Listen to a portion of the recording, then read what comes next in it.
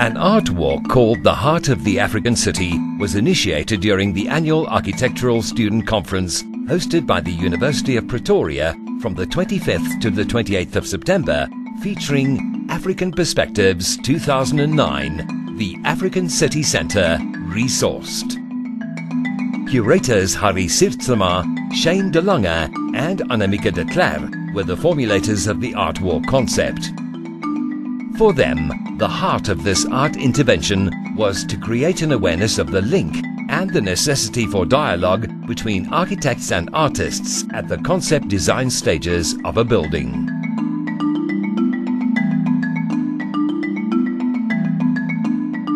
The first structure identified was an interesting flowing composition in front of the aula on the main campus.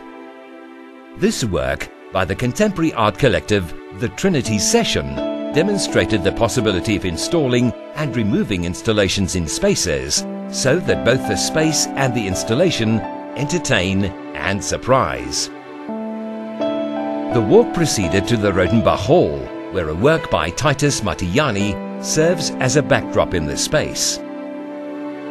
This could have been a better planned and more sensitive installation if there had been collaboration between artist and architect. The Rodenbach Hall serves many purposes, and as a result, Matiyani's work is often concealed during certain functions. Happy Glame's intervention, Pissing on the Wall, clearly demonstrated the artist's interest in urban matters and materials. In this work, he explored the antagonistic relationship between man and his synthetic environment.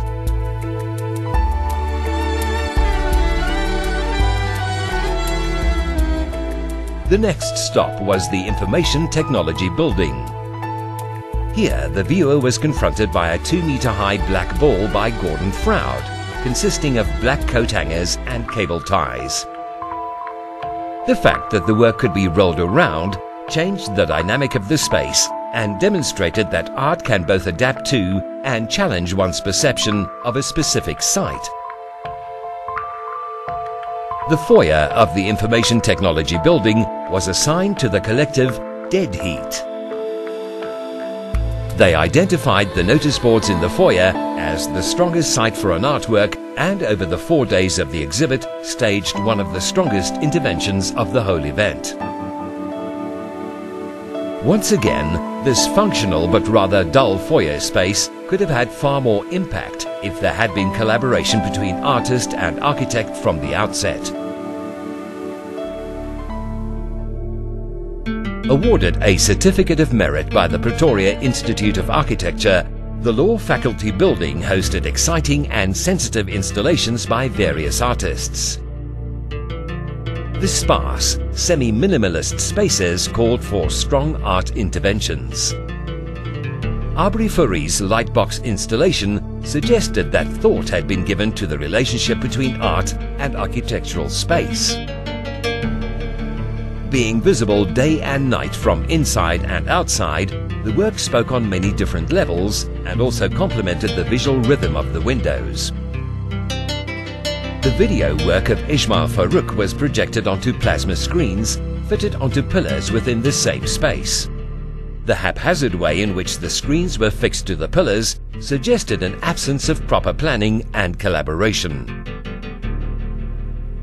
Down the corridor of the same building were 2 scaled-down video works by the internationally acclaimed performance artist Yuan Tom. Projecting these works onto large in-situ screens on the otherwise bleak walls behind the scaled-down installations could have created ongoing intrigue and interest. Installed on previously created poster boards, Ngozi Disco's art worked extremely well and suggested careful attention to proportion and balance.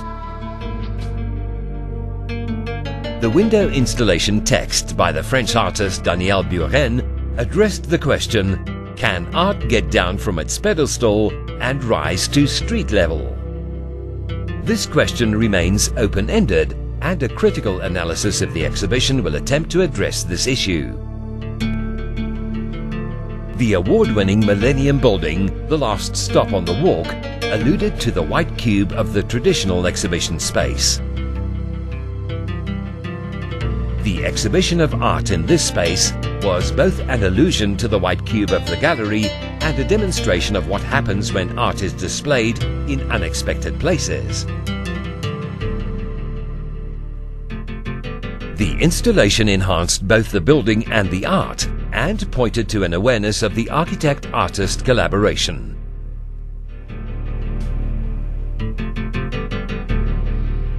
The purpose of the art walk was to create subtle intervention in existing architectural spaces, suggesting the creative potential of collaborations between architects and artists without aggressively addressing the issue.